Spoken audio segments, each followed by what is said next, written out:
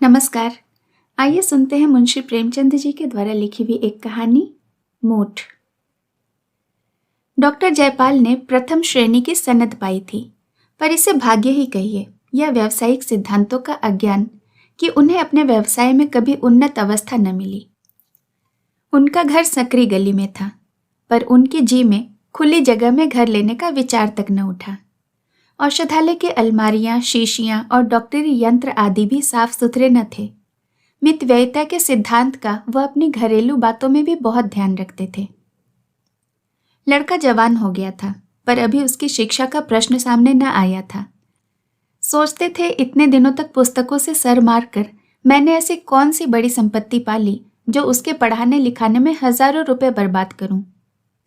उनकी पत्नी अहिल्या धैर्यवान महिला थी, पर डॉक्टर साहब ने उसके इन गुणों पर इतना बोझ रख दिया था कि उसकी कमर भी झुक गई थी। माँ भी जीवित थी, पर गंगा स्नान के लिए तरस तरस कर रह जाती थी। दूसरे पवित्र स्थानों की यात्रा की चर्चा ही क्या। इस क्रूर मितव्ययिता का परिणाम यह था कि इस घर में सुख और शांति का नाम न था। अगर कोई मद फुटकल थी तो वह बुढ़िया मेहरी जगिया थी। उसने डॉक्टर साहब को गोद में खिलाया था और उसे इस घर से ऐसा प्रेम हो गया था कि सब प्रकार की कठिनाइयां झेलती थी, पर टलने का नाम न लेती थी। डॉक्टर साहब डॉक्टरी आई की कमी को कपड़े और शक्कर के कारखानों में हिस्से लेकर पूरा करते थे। आज संयोगवश बंबई के कारखाने ने उनके पास वार्षिक लाभ के 750 रुपये भेजे। डॉक्टर साहब ने बीमा खोला, नोट गिने, डाकिये को विदा किया, पर डाकिये के पास रुपए अधिक थे। बोझ से दबा जाता था। बोला, हुजूर रुपये ले लें और मुझे नोट दे दें तो बड़ा एहसान हो, बोझ हल्का हो जाए। डॉक्टर साहब डाकियों को प्रसन्न रखा करते थे, उन्हें मुफ्त दवाइयाँ दिया करते थे। सोचा कि हाँ, मुझे बैंक जाने के लिए तांगा मंगाना ही पड़ेगा, क्यों ना बिन कौड़ी के उपकार वाले सिद्धांत से काम लूं। रुपए गिनकर थैली में रख दिए और सोच ही रहे थे कि चलूं उन्हें बैंक खाते में रखता चला जाऊं कि एक रोगी ने बुला भेजा। ऐसे अवसर यहाँ कदाचित ही आते थे। यद्यपि डॉक्टर साहब को बक्स पर भरोसा न था, पर विवश होकर वह थैली बक्स में रखी और रोगी को देखने चले गए।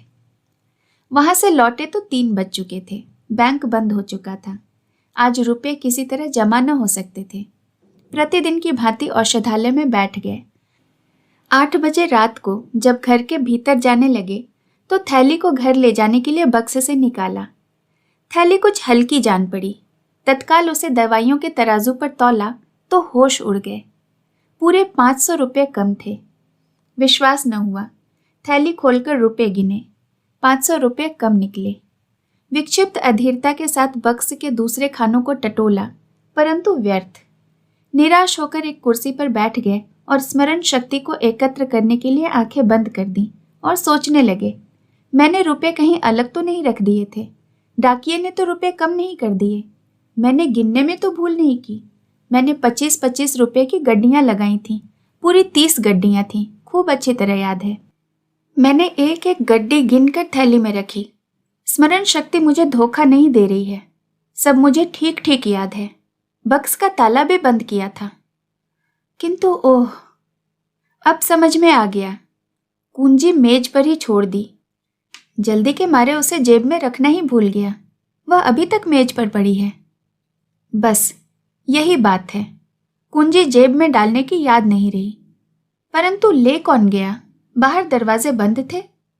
घर में धरे धरे रुपए पैसे तो कोई छूता नहीं। आज तक कभी ऐसा अवसर नहीं आया। अवश्य यह किसी बाहरी आदमी का काम है। हो सकता है कि कोई दरवाजा खुला रह गया हो, कोई दवा लेने आया हो और कुंजी मेज पर पड़ी देखी हो और बक्स खोलकर रुपए निकाल लिए हों। इसी से मैं रुपए लिया नहीं करता। कौन ठिकाना डाकिये की ही करतूत हो। बहुत संभव है उसने मुझे बक्स में थैली रखते देखा था। रुपए जमा हो जाते तो मेरे पास पूरे 1000 रुपए हो जाते। ब्याज जोड़ने में सरलता होती। क्या करूं? पुलिस को खबर दूं? व्यर्थ बैठे बिठाए उलझन मोल लेनी है। टोले भर के आदमियों की भीड़ दरवाजे पर होगी। 10-5 आदमियों की गालियां खानी पड़ेंगी और फल कुछ नहीं। तो क्या धीरज धरकर बैठे रहूं? कैसे धीरज धरूं? या कोई सेंत मेत मिला धन तो था नहीं। हराम की कौड़ी होती तो समझता कि जैसे आई वैसे ही चली गई। यहाँ एक एक पैसा अपने पसीने का है। मैं जो इतनी मितव्ययिता से रहता हूँ, इतने कष्ट से रहता हूँ, कंजूस प्रसिद्ध हूँ, घर में आवश्यक व्यय में भी काट छाट किया करता हूँ, क्या इसीलिए कि किसी उच्चक्य के मनोरंजन का सामान जुटाऊं? मुझे रेशम से घृणा नहीं, न ही मेवे से अरुचि है, न अजीर्ण का रोग है कि मलाई खाऊं और अपच हो जाए, न आंखों में दृष्टि कम है कि थिएटर और सिनेमा का आनंद न उठा सकूं। मैं सब ओर से अपने मन को मारे रहता हूँ, इसीलिए तो कि मेरे पास 4 पैसे हो जाएं, काम पड़ने पर किसी के आगे हाथ न फैलाना पड़े, कुछ जायदाद ले सकूं और नहीं तो अच्छा घर ही बनवा लूं। पर इस मन के मारने का यह फल, गाढ़े परिश्रम के रुपए लुट जाएं। अन्याय है कि मैं यूं ही दिन दहाड़े लुट जाऊं और उस दुष्ट का बाल भी टेढ़ा न हो। उसके घर दिवाली हो रही होगी, आनंद मनाया जा रहा होगा, सब के सब बगले बजा रहे होंगे। डॉक्टर साहब बदला लेने के लिए व्याकुल हो गए। मैंने कभी किसी फकीर को, किसी साधु को दरवाजे पर खड़ा नहीं किया। अनेक बार चाहने पर भी मैंने कभी अपने मित्रों को अपने यहाँ निमंत्रित नहीं किया। कुटुंब और संबंधियों से सदा बचता रहा। क्या इसीलिए? उसका पता लग जाता तो मैं एक विषैली सुई से उसके जीवन का अंत कर देता। किंतु कोई उपाय नहीं है। जुलाहे का गुस्सा दाढ़ी पर। गुप्त पुलिस वाले भी बस नाम ही के हैं, पता लगाने की योग्यता नहीं। इनकी सारी अक्ल राजनीतिक व्याख्यानों और झूठी रिपोर्टों के लिखने में समाप्त हो जाती है। किसी मेस्मेरिज्म जानने वाले के पास चलूं? वह इस उलझन को सुलझा सकता है। सुनता हूँ यूरोप और अमेरिका में बहुधा चोरियों का पता इसी उपाय से लगाया जाता है। पर यहाँ ऐसा मेस्मरिज्म का पंडित कौन है? और फिर मेस्मरिज्म के उत्तर सदा विश्वसनीय भी नहीं होते। ज्योतिषियों के समान वे भी अनुमान और अटकल के अनंत सागर में डुबकियां लगाने लगते हैं। कुछ लोग नाम भी तो निकालते हैं। मैंने कभी उन कहानियों पर विश्वास नहीं किया, परंतु कुछ न कुछ इसमें तत्व है अवश्य। नहीं तो इस प्रकृति उपासना के युग में इनका अस्तित्व ही नहीं रहता। आजकल के विद्वान भी तो आत्मिक बल का लोहा मनाने जाते हैं। पर मान लो किसी ने नाम बतला ही दिया, तो मेरे हाथ में बदला चुकाने का कौन सा उपाय है? अंतर्ज्ञान साक्षी का काम नहीं दे सकता। एक क्षण मेरे लिए मेरे जी को शांति मिल जाने के सिवाय इनसे और क्या लाभ है? हाँ, खूब याद आया। नदी की ओर जाते हुए वह जो एक ओझा बैठता है, उसके कर्तव्य की कहानियां प्रायः सुनने में आती हैं। सुनता हूँ गए हुए धन का पता बतला देता है, रोगियों को बात की बात में चंगा कर देता है, चोरी के माल का पता लगा देता है, मूठ चलाता है। मूठ की बड़ी बड़ाई सुनी है। मूठ चली और चोर के मुंह से रक्त जारी हुआ। जब तक वह माल न लौटा दे, रक्त बंद नहीं होता। यह निशाना बैठ जाए तो मेरी हार्दिक इच्छा पूरी हो जाए। मुंह मांगा फल पा जाऊंगा, रुपए भी मिल जाएंगे, चोर को शिक्षा भी मिल जाएगी। उसके यहाँ सदा लोगों की भीड़ रहती है। इसमें कुछ न कुछ कर्तव्य तो जरूर होगा कि इतने लोग क्यों जमा होते हैं। उसकी मुखाकृति से एक प्रतिभा बरसती है। आजकल के शिक्षित लोगों को इन बातों पर भले ही विश्वास नहीं, पर नीच और मूर्ख मंडली में उसकी खूब चर्चा है। भूत प्रेत आदि की कहानियां प्रतिदिन ही सुना करता हूँ। क्यों ना उसी ओझे के पास चलूं? मान लो कोई लाभ न हुआ तो हानि ही क्या हो जाएगी। जहां 500 गए हैं, 2-4 रुपए का खून और सही। यह समय भी अच्छा है, भीड़ कम होगी, चलना चाहिए। जी में निश्चय करके डॉक्टर साहब उस ओझे के घर की ओर चले। जाड़े की रात थी, 9 बज गए थे। रास्ता लगभग बंद हो गया था। कभी कभी घरों से रामायण की ध्वनि कानों में आ जाती थी। कुछ देर के बाद बिल्कुल सन्नाटा हो गया। रास्ते के दोनों ओर हरे भरे खेत थे। सियारों का हुआना सुनाई पड़ने लगा। जान पड़ता है इनका दल कहीं पास ही है। डॉक्टर साहब को प्रायः दूर से इनका सुरीला स्वर सुनने का सौभाग्य हुआ था, पर पास से सुनने का नहीं। इस समय इस सन्नाटे में और इतने पास से उनका चीखना सुनकर उन्हें डर लगा। कई बार अपनी छड़ी धरती पर पटकी, पैर धमकाए। सियार बड़े डरपोक होते हैं, आदमी के पास नहीं आते। पर फिर संदेह हुआ, कहीं इनमें कोई पागल हो तो उसका कांटा तो बचता ही नहीं। यह संदेह होते ही कीटाणु, बैक्टीरिया और कसौली की याद उनके मस्तिष्क में चक्कर काटने लगी। वह जल्दी जल्दी पैर बढ़ाए जाते थे। एकाएक जी में विचार उठा, कहीं मेरे ही घर में किसी ने रुपए उठा लिए हो तो। वे तत्काल ठिठक गए, पर एक ही क्षण में उन्होंने इसका निर्णय भी कर लिया कि कि क्या हर्ज है, घर वालों को तो और भी कड़ा दंड मिलना चाहिए। चोर की मेरे साथ सहानुभूति नहीं हो सकती, पर घर वालों की सहानुभूति का मैं अधिकारी हूँ। उन्हें जानना चाहिए कि मैं जो कुछ करता हूँ उन्हीं के लिए करता हूँ, रात दिन मरता हूँ तो उन्हीं के लिए मरता हूँ। यदि इस पर भी वे मुझे यूं धोखा देने के लिए तैयार हों, तो उनसे अधिक कृतज्ञ, उनसे अधिक अकृतज्ञ, उनसे अधिक निर्दय और कौन होगा। उन्हें और भी कड़ा दंड मिलना चाहिए, इतना कड़ा, इतना शिक्षाप्रद कि फिर कभी किसी को ऐसा करने का साहस न हो। अंत में वे ओझे के घर के पास जा पहुंचे। लोगों की भीड़ न थी, उन्हें बड़ा संतोष हुआ। हाँ, उनकी चाल कुछ धीमी पड़ गई थी। फिर जी में सोचा, कहीं यह सब ढकोसला ही ढकोसला हो तो व्यर्थ लज्जित होना पड़ेगा। जो सुने मूर्ख बनाएगा। कदाचित ओझा ही मुझे तुच्छ बुद्धि समझे। पर अब तो आ गया, यह तजुर्बा भी हो ही जाए, और कुछ न होगा तो जांच ही सही। ओझा का नाम बुद्धू था, लोग चौधरी कहते थे। जाति का चमार था, छोटा सा घर और वह भी गंदा। छप्पर इतनी नीची थी कि झुकने पर भी सिर में टक्कर लगने का डर लगता था। दरवाजे पर एक नीम का पेड़ था, उसके नीचे एक चौरा। नीम के पेड़ पर एक झंडी लहराती थी। चौरा पर मिट्टी के सैकड़ों हाथी सिंदूरी रंग से रंगे हुए थे। कई लोहे के नोकदार त्रिशूल भी गड़े थे, जो मानो इन मंदगतित हाथियों के लिए अंकुश का काम कर रहे थे। 10 बज रहे थे। बुद्धू चौधरी, जो एक काले रंग का तोंदीला और रोबदार आदमी था, एक फटे हुए टाट पर बैठा नारियल पी रहा था। बोतल और ग्लास भी सामने रखे हुए थे। बुद्धू ने डॉक्टर साहब को देखकर तुरंत बोतल छिपा दी और नीचे उतरकर सलाम किया। घर से एक बुढ़िया ने मोढ़ा लाकर उनके सामने रख दिया। डॉक्टर साहब ने कुछ झेंपते हुए सारी घटना कह सुनाई। बुद्धू ने कहा, हुजूर, यह कौन सा बड़ा काम है। अभी इसी एतवार को दरोगा जी की घड़ी चोरी हो गई थी। बहुत तहकीकात की, पर कुछ पता न चला। फिर मुझे बुलाया, मैंने बात ही बात में पता लगा दिया। 5 रुपये इनाम दिए। अभी कल की ही बात है, जमादार साहब की घोड़ी खो गई थी। चारों तरफ दौड़ते फिरते थे। मैंने ऐसा पता बता दिया कि घोड़ी चरती हुई मिल गई। इसी विद्या की बदौलत हुजूर हुक्काम सभी मानते हैं। डॉक्टर को दरोगा और जमादार की चर्चा न रुचि। इन सब गंवारों की आंखों में जो कुछ है वह दरोगा और जमादार ही हैं। बोले, मैं केवल चोरी का पता लगाना नहीं चाहता, मैं चोर को सजा देना चाहता हूं। बुद्धू ने एक क्षण के लिए आंखें बंद की, जम्हाई ली, चुटकियां बजाई और फिर कहा, यह घर के ही किसी आदमी का काम है। डॉक्टर, कुछ परवाह नहीं, कोई भी हो। बुढ़िया, पीछे से कोई बात बने या बिगड़े तो हुजूर हम ही को बुरा कहेंगे। डॉक्टर, इसकी तुम कुछ चिंता न करो, मैंने खूब सोच विचार लिया है। बल्कि अगर घर के ही किसी आदमी की शरारत है तो मैं उसके साथ और भी कड़ाई करना चाहता हूँ। बाहर के आदमी मेरे साथ छल करे तो क्षमा के योग्य हैं, पर घर के आदमी को मैं किसी भी प्रकार क्षमा नहीं कर सकता। बुद्धू, तो हुजूर क्या चाहते हैं? डॉक्टर, बस यही कि मेरे रुपए मिल जाएं और चोर किसी बड़े कष्ट में पड़ जाए। बुद्धू, तो मूठ चला दूं?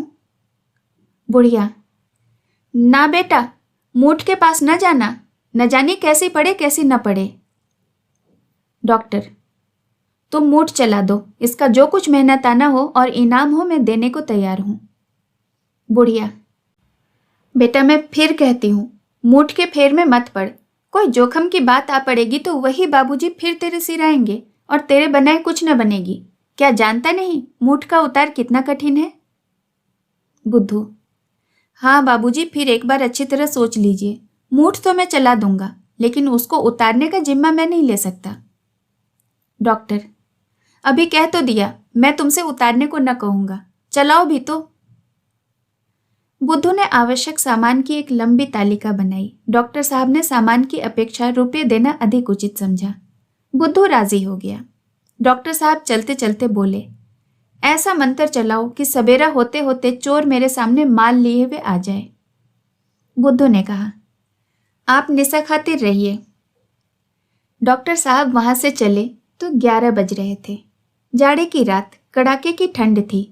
उनकी माँ और स्त्री दोनों बैठी हुई उनकी राह देख रही थी। उन्होंने जी को बहलाने के लिए बीच में एक अंगीठी रख ली थी। जिसका प्रभाव शरीर की अपेक्षा विचार पर अधिक पड़ता था। यहाँ कोयला विलास्य पदार्थ समझा जाता था। बुढ़िया मेहरी जगिया वहीं फटा टाट का टुकड़ा ओढ़े पड़ी थी, पर बार बार उठकर अपनी अंधेरी कोठरी में जाती, आले पर कुछ टटोल कर देखती, फिर अपनी जगह पर आ पड़ रहती। बार बार पूछती कितनी रात हो गई होगी। जरा भी खटका होता तो चौंक पड़ती और चिंतित दृष्टि से इधर उधर देखने लगती। आज डॉक्टर साहब ने नियम के प्रतिकूल क्यों इतनी देर लगाई, इसका सबको आश्चर्य था। ऐसे अवसर बहुत कम आते थे कि उन्हें रोगियों को देखने के लिए रात को जाना पड़ता हो। यदि कुछ लोग उनकी डॉक्टरी के कायल थे भी तो वे रात को उस गली में आने का साहस न करते थे। सभा सोसाइटियों में जाने में उन्हें रुचि न थी। मित्रों से भी उनका मेल जोल न था। माँ ने कहा, जाने कहाँ चला गया, खाना बिल्कुल पानी हो गया। अहिल्या, आदमी जाता है तो कह कर जाता है, आधी रात से ऊपर हो गई है। माँ, कोई ऐसी ही अटक हो गई होगी, नहीं तो वह कब घर से बाहर निकलता है। अहिल्या, मैं तो अब सोने जाती हूँ, उनका जब जी चाहे आए, कोई सारी रात बैठा पहरा देगा क्या। यही बातें हो रही थी कि डॉक्टर साहब घर आ पहुंचे। अहिल्या संभल कर बैठी, जगिया उठकर खड़ी हो गई और उनकी ओर सहमी हुई आंखों से ताकने लगी। माँ ने पूछा, आज इतनी देर कहाँ लगा दी। डॉक्टर, तुम लोग तो सुख से बैठी हो ना, हमें देर हो गई इसकी तुम्हें क्या चिंता। जाओ सुख से सो, इन ऊपरी दिखावटी बातों के धोखे में मैं नहीं आता। अवसर पाओ तो गला काट लो, इस पर चली हो बात बनाने। माँ ने दुखी होकर कहा, बेटा ऐसी जी दुखाने वाली बातें क्यों करते हो। घर में कौन तुम्हारा बैरी है जो तुम्हारा बुरा चाहेगा।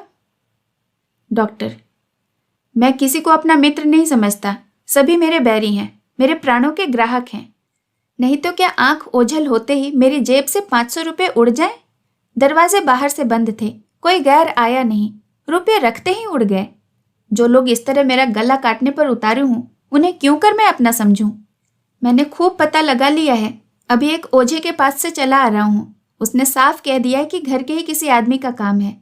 अच्छी बात है, जैसी करनी वैसी भरनी। मैं भी बता दूंगा कि मैं अपने बैरियों का शुभ चिंतक नहीं हूं। यदि आदमी बाहर का होता तो कदाचित मैं जाने भी देता, पर जब घर के आदमी जिनके लिए मैं रात दिन चक्की पीसता हूं मेरे साथ ऐसा छल करें तो वे इसी योग्य हैं कि उनके साथ जरा भी रियायत न की जाए। देखना सवेरे तक चोर की क्या दशा होती है। मैंने ओझे से मूठ चलाने को कह दिया है, मूठ चली और उधर चोर के प्राण संकट में पड़े। जगिया घबरा कर बोली, भैया मूठ में तो जान जोखम है। डॉक्टर, चोर की यही सजा है। जगिया, किस ओझे ने चलाया है। बुद्धू चौधरी ने। जगिया, अरे राम, उसकी मूठ का तो कोई उतार ही नहीं है। डॉक्टर अपने कमरे में चले गए तो माँ ने कहा, सोम का धन शैतान खाता है, 500 रुपया कोई मुंह मार कर ले गया, इतने में तो मेरे सातों धाम हो जाते। अहिल्या बोली, कंगन के लिए बरसों से झींक रही हूं, अच्छा हुआ मेरी ही आह पड़ी है। माँ, भला घर में उसके रुपया कौन लेगा। अहिल्या, किवाड़ खुले होंगे, कोई बाहरी आदमी उड़ा ले गया होगा। माँ, उसको विश्वास क्यों करा गया कि घर के ही किसी आदमी ने रुपये चुराए हैं। अहिल्या, रुपये का लोभ आदमी को शक्की बना देता है। रात को 1 बजा था। डॉक्टर जयपाल भयानक स्वप्न देख रहे थे। एकाएक अहिल्या ने आकर कहा, जरा चलकर देखिए जगिया का क्या हाल हो गया है। जान पड़ता है जी बैठ गई है, कुछ बोलती ही नहीं, आंखें भी पथरा गई हैं। डॉक्टर चौंक कर उठ बैठे। एक क्षण इधर उधर ताकते रहे, मानो सोच रहे थे यह स्वप्न तो नहीं। तब बोले, क्या कहा, जगिया को क्या हो गया। अहिल्या ने फिर जगिया का हाल कहा। डॉक्टर के मुख पर हल्की सी मुस्कुराहट दौड़ गई। बोले, चोर पकड़ा गया, मूठ ने अपना काम किया। अहिल्या, और जो घर के ही किसी आदमी ने ले लिए होते तो। डॉक्टर, तो उसकी भी यही दशा होती, सदा के लिए सीख जाता। अहिल्या, 500 रुपये के लिए किसी का प्राण छीन लेते। डॉक्टर, 500 रुपये के लिए नहीं, आवश्यकता पड़े तो 5000 खर्च कर सकता हूं, केवल छल कपट का दंड देने के लिए। अहिल्या, बड़े निर्दयी हो। डॉक्टर, तुम्हें सिर से पैर तक सोने से लाद दूं तो मुझे भलाई का पुतला समझने लगो। क्यों? खेद है कि मैं तुमसे सनद नहीं ले सकता। यह कहते हुए वह जगिया की कोठरी में गए। उसकी हालत उससे कहीं अधिक खराब थी जो अहिल्या ने बताई थी। मुख पर मुर्दनी छाई हुई थी, हाथ पैर अकड़ गए थे, नाड़ी का पता न था। उसकी माँ उसे होश में लाने के लिए बार बार उसके मुंह पर पानी के छींटे दे रही थी। डॉक्टर ने यह हालत देखी तो होश उड़ गए। उन्हें अपने उपाय की सफलता पर प्रसन्न होना चाहिए था। जगिया ने रुपये चुराए, इसके लिए अब अधिक प्रमाण की आवश्यकता न थी, परंतु मूठ इतनी जल्दी प्रभाव डालने वाली और घातक वस्तु है, इसका उन्हें अनुमान भी न था। वे चोर को एड़ियां रगड़ते, पीड़ा से कराहते और तड़पते देखना चाहते थे। बदला लेने की इच्छा आशातीत सफल हो रही थी, परंतु वहां नमक की अधिकता थी जो कौर मुंह के भीतर धंसने नहीं देती थी। यह दुखमय दृश्य देखकर प्रसन्न होने के बदले उनके हृदय पर चोट लगी। रौब में हम अपनी निर्दयता और कठोरता का भ्रम मूलक अनुमान कर लिया करते हैं। प्रत्यक्ष घटना विचार से कहीं अधिक प्रभावशालिनी होती है। रणस्थल पर विचार कितना कवित्वमय है, युद्धावेश का काव्य कितनी गर्मी उत्पन्न करने वाला है, परंतु कुचले हुए शव के कटे हुए अंग प्रत्यंग देखकर कौन मनुष्य है जिसे रोमांच न हो आवे। दया मनुष्य का स्वाभाविक गुण है।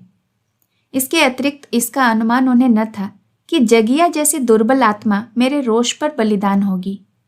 वह समझते थे मेरे बदले का वार किसी सजीव मनुष्य पर होगा। यहाँ तक कि वे अपनी स्त्री और लड़के को भी इस वार के योग्य समझते थे। पर मरे को मारना, कुचले को कुचलना, उन्हें अपना प्रतिघात मर्यादा के विपरीत जान पड़ा। जगिया का यह काम क्षमा के योग्य था। जिसे रोटियों के लाले हों, कपड़ों को तरसे, जिसकी आकांक्षा का भवन सदा अंधकार में रहा हो, जिसकी इच्छाएं कभी पूरी न हुई हों, उसकी नीयत बिगड़ जाए तो आश्चर्य की क्या बात। वे तत्काल औषधालय में गए। होश लाने की जो अच्छी अच्छी औषधियाँ थीं उनको मिलाकर एक मिश्रित नई औषधि बना लाए और जगिया के गले में उतार दी, पर कुछ लाभ न हुआ। तब विद्युत यंत्र ले आए। उसकी सहायता से जगिया को होश में लाने का प्रयत्न करने लगे। थोड़ी ही देर में जगिया की आंखें खुल गई।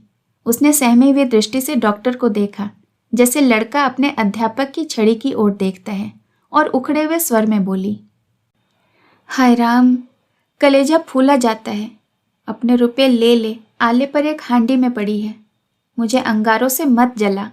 मैंने तो यह रुपये तीर्थ करने के लिए चुराए थे। क्या तुझे तरस नहीं आता? मुट्ठी भर रुपयों के लिए मुझे आग में जला रहा है। मैं तुझे ऐसा काला न समझती थी। हाय राम। यह कहते कहते वह फिर मूर्छित हो गई।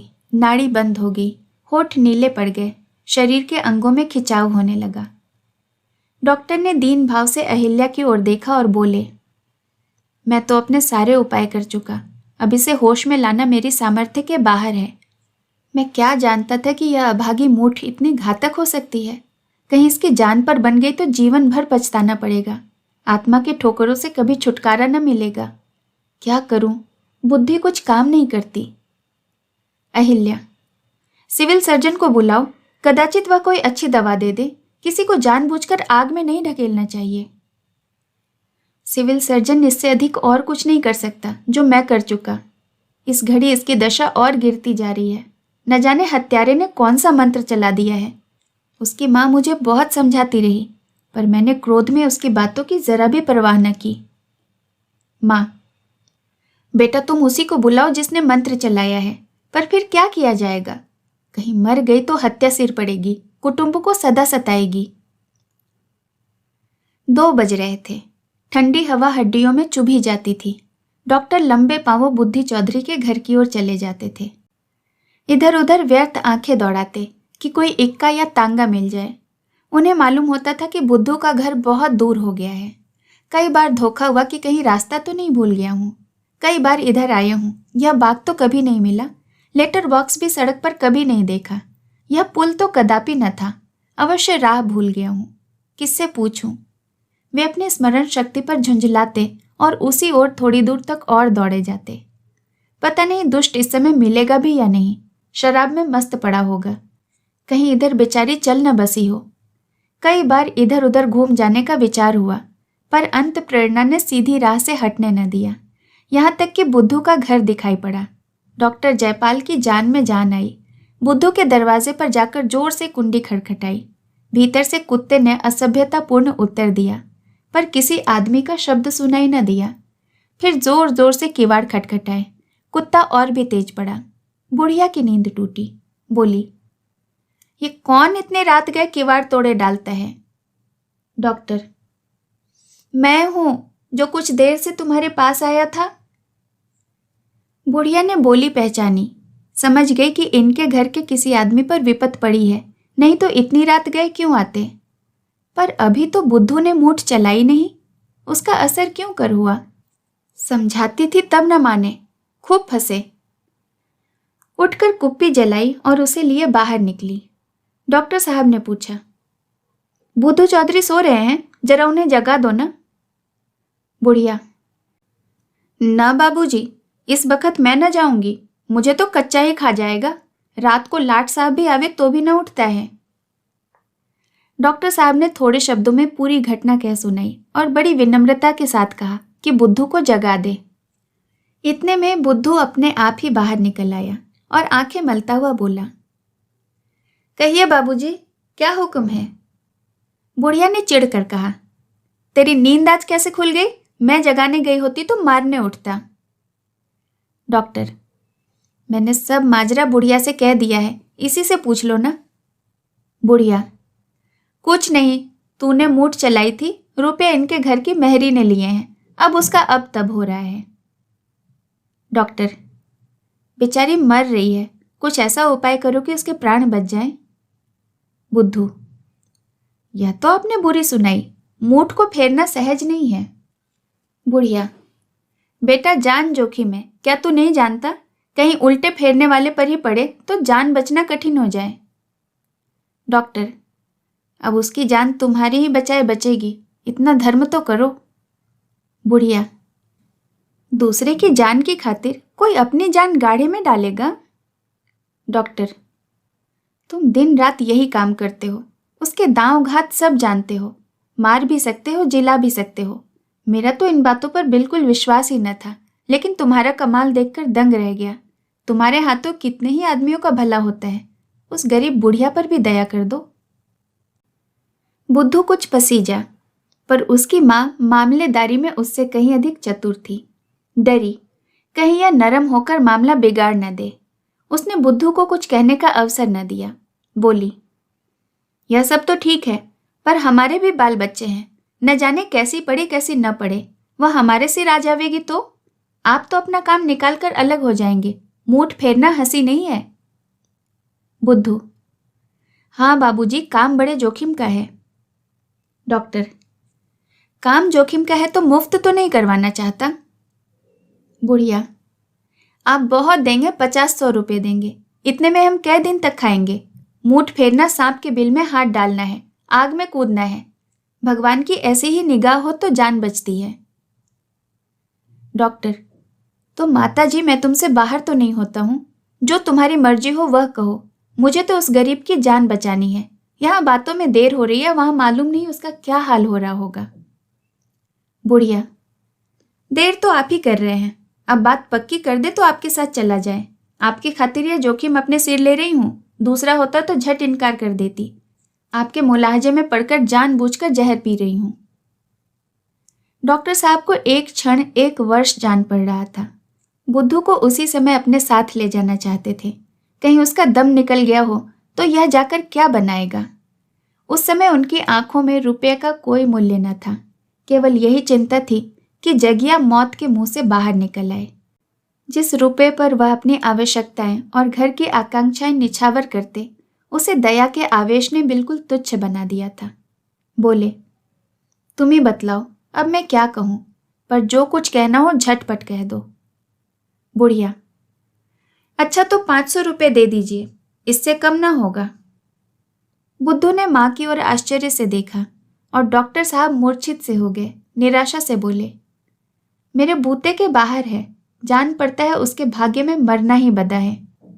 बुढ़िया, तो जाने दीजिए, हमें अपनी जान भारी थोड़ी ही है, हमने तो आपके मुलाहिजे से इस काम का बीड़ा उठाया था। जाओ बुद्धू, सो जाओ। डॉक्टर, बूढ़ी माता, इतनी निर्दयता न करो। आदमी का काम आदमी से ही निकलता है। बुद्धू, नहीं बाबूजी, मैं हर तरह से आपका काम करने को तैयार हूँ। इसने 500 कहे, आप कुछ कम कर दीजिए। हाँ, जोखिम का ध्यान रखिएगा। बुढ़िया, तो जाकर सोता क्यों नहीं? इन्हें रुपए प्यारे हैं तो तुझे क्या अपनी जान प्यारी नहीं? कल को लहू थूकने लगेगा तो कुछ बनाए न बनेगा। बाल बच्चों को किस पर छोड़ेगा? है घर में कुछ? डॉक्टर साहब ने संकोच करते हुए 250 रुपये कहे। बुद्धू राजी हो गया। मामला तय हुआ। डॉक्टर साहब उसे साथ लेकर अपने घर की ओर चले। उन्हें ऐसी आत्मिक प्रसन्नता कभी न मिली थी। हारा हुआ मुकदमा जीतकर अदालत से लौटने वाला मुकदमेबाज भी इतना प्रसन्न न होता होगा। लपके चले जाते थे। बुद्धू से बार बार तेज चलने को कहते। घर पहुंचे तो जगिया को बिल्कुल मरने के निकट पाया। जान पड़ता था यही उसकी अंतिम सांस है। उनकी माँ और स्त्री दोनों आंसू भरे निराश बैठी थी। बुद्धू को दोनों ने विनम्र दृष्टि से देखा। डॉक्टर साहब के आंसू भी रुक न रहे थे। जगिया की ओर झुके तो आंसू की बूंदें उसके मुरझाए हुए पीले मुख पर टपक पड़ी। स्थिति ने बुद्धू को सजग कर दिया। बुढ़िया के देह पर हाथ रखते हुए बोला, बाबूजी, अब मेरा किया कुछ नहीं हो सकता। यह तो दम तोड़ रही है। डॉक्टर साहब ने गिड़गिड़ा कर कहा, नहीं चौधरी, ईश्वर के नाम पर अपना मंत्र चलाओ। इसकी जान बच गई तो मैं सदा के लिए तुम्हारा गुलाम बना रहूंगा। बुद्धू, आप मुझे जानबूझकर जहर खाने को कहते हैं। मुझे मालूम न था कि मूठ के देवता इस वक्त इतने गर्म हैं। वह मेरे मन में बैठे कह रहे हैं कि तुमने हमारा शिकार छीना तो हम तुम्हें निगल जाएंगे। डॉक्टर, देवता को किसी तरह से राजी कर लो। बुद्धू, राजी करना बड़ा कठिन है। 500 रुपये दीजिए तो इसकी जान बचे। उतारने के लिए बड़े बड़े जतन करने पड़ेंगे। डॉक्टर, 500 रुपये दे दूं तो इसकी जान बचा दोगे? बुद्धू, हाँ, शर्त बदकर। डॉक्टर साहब बिजली की तरह लपक कर अपने कमरे में आ गए और 500 रुपये की थैली निकालकर बुद्धू के सामने रख दी। बुद्धू ने विजय की दृष्टि से थैली को देखा, फिर जगिया की सर अपनी गोद में रखकर उस पर हाथ फेरने लगा। कुछ बुदबुदा कर छू छू करता जाता। एक क्षण में उसकी सूरत डरावनी हो गई, लपटे से निकलने लगी, बार बार अंगड़ाइयां लेने लगा। इसी दशा में एक बेसुरा गाना आरंभ किया, पर हाथ जगिया के सिर पर ही था। अंत में कोई आधा घंटा बीतने पर जगिया ने आंखें खोल दी, जैसे बुझते हुए दिए में तेल पड़ गया। धीरे धीरे उसकी अवस्था सुधरने लगी। उधर कौवे की बोली सुनाई दी। जगिया एक अंगड़ाई लेकर उठ बैठी। 7 बजे थे। जगिया मीठी नींद सो रही थी। उसकी आकृति निरोग थी। बुद्धू रुपयों की थैली लेकर अभी अभी गया था। डॉक्टर साहब की माँ ने कहा, बात की बात में 500 रुपये मार ले गया। डॉक्टर, यह क्यों नहीं कहती कि एक मुर्दे को जिला दिया? क्या उसके प्राण का इतना भी मूल्य नहीं? माँ, देखो आले पर 500 रुपये हैं या नहीं। डॉक्टर, नहीं नहीं, उन रुपयों को हाथ मत लगाना, उन्हें वहीं पड़े रहने दो। उसने तीर्थ के वास्ते लिए हैं, वह उसी के काम में लगेंगे। माँ, यह सब रुपये उसी के भाग के थे। डॉक्टर, उसके भाग के तो 500 ही थे, बाकी मेरे भाग के थे। उनकी बदौलत मुझे ऐसी शिक्षा मिली जो उम्र भर न भूलेगी। अब तुम मुझे आवश्यक कामों में मुट्ठी बंद करते न पाओगी। दोस्तों, इस कहानी को सुनने के लिए आपका बहुत बहुत धन्यवाद। ऐसी और भी कहानियाँ और उपन्यास सुनने के लिए आप मेरे चैनल को ज़रूर सब्सक्राइब करें और सारी कहानियों का नोटिफिकेशन पाने के लिए आप बेल आइकन भी ज़रूर प्रेस करें। फिर मिलूंगी एक नई कहानी के साथ। नमस्कार।